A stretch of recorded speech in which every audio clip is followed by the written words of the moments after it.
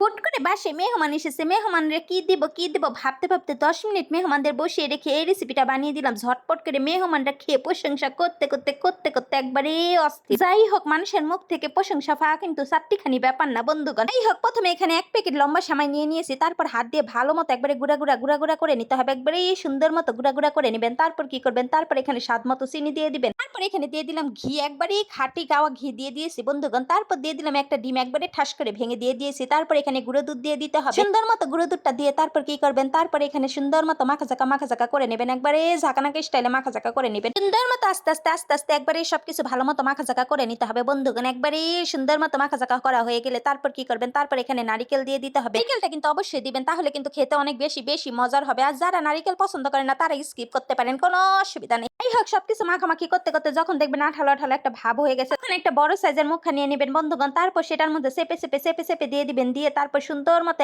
একটা পিঠা বানিয়ে নিবেন। আপনারা চাইলে যে কোনো শেপের যে কোনো সাইজের বানিয়ে নিতে পারেন, কোনো অসুবিধা নেই। আমি কিন্তু সুন্দর মতো সবগুলো একবারে গোল করে একবারে চেপে একই সাইজের পিঠা বানিয়ে নিয়েছি। কত ইজি ভাবা যায়, এই পিঠাটা খেতে এত বেশি মজা। বানাতে কিন্তু একবারে অল্প সময় লাগবে, বেশি সময় লাগবে না, খেতেও সময় লাগবে না বন্ধুগণ। এটা যার সামনে দিবেন সে একবারে ঘাপুস করে খেয়ে নিবে। যাই সবগুলো সুন্দর মতো একবারে গোল করে চেপে একবারে বানিয়ে নিয়েছি। কি যে সুন্দর পিঠাগুলো হয়েছে, এটা দেখতেও কিন্তু অনেক বেশি সুন্দর, খেতেও অনেক বেশি মজা। যাই হোক, সবগুলো পিঠা বানানো হয়ে গেলে তারপর চলে যাবো পরবর্তী প্রসেসে। চুলার মধ্যে একটা কড়াই বসিয়ে দিতে হবে। কড়াইয়ের মধ্যে দিয়ে দিবেন তেল। তেলটা যখন গরম হয়ে আসবে তখন একটা করে পিঠা একবারে স্যাপ করে ছেড়ে দিবেন বন্ধুগণ। সুন্দর মতো ছেড়ে দিবেন। তারপর মিডিয়াম হিটে আস্তে আস্তে উল্টে পাল্টে সিট করে একবারে লাল করে ভেজে নিতে হবে। সুন্দর মতো ভেজে নিতে হবে। এভাবে ভাজার সময় যে আমার কয়টা পিঠা খাওয়া হয়ে গেছে সেটার কোনো হিসাব নেই বন্ধুগণ। জিনিসটা খেতে একবারে অস্থির মজা হয়। বানানোর আগে কিন্তু একটু বেশি করে বানাবেন, না হলে কিন্তু আমার মতো আফসোস করতে জীবনটা সাথে না হয়ে যাবে। নিজে একটু ভাগে পাইনি, আমার একবারে চেটিপুটি খেয়েছে, কি আর বলবো। যাই হোক, সুন্দর মতো ভাজাভাজি করে যখন দেখবেন একবারে কালারটা সুন্দর এসে পড়েছে, লাল হয়ে গেছে, উপরটা একবারে ক্রিস্পি হয়ে গেছে, তখন কি করবেন? সুন্দর মতো তেল ঝেড়ে একবারে তুলে নিতে হবে। সুন্দর মতো সবগুলো পিঠা তুলে নেবেন বন্ধুগণ। সবগুলো পিঠা সুন্দর মতো ভাজাভাজি হয়ে গেলে তারপর চলে যাবেন ফুল এন্ড ফাইনাল স্টেপে। এই স্টেপটা ফলো করার কারণে আরো বেশি মজার হয়ে যায় জিনিসটা। যাই হোক, চুলার মধ্যে আরেকটা কড়াই বসিয়ে দিলাম। কড়াইয়ের মধ্যে এখানে আমি দুধ নিয়ে নিয়েছি। আমি এখানে আড়ং-এর ফুল মিল্ক ক্রিমটা নিয়ে নিয়েছি। এজন্য কিন্তু বেশিক্ষণ জাল দিতে হবে না, এটা কিন্তু অলরেডি একবারে ঘন হয়ে থাকে। যাই হোক, তারপর কিন্তু স্বাদ মতো চিনি দিয়ে দিতে হবে। যে যতটুকু চিনি পছন্দ করেন অতটুকু চিনি দিয়ে দিবেন। তারপর ১ চিমটির মতো লবণ দিয়ে দিলাম।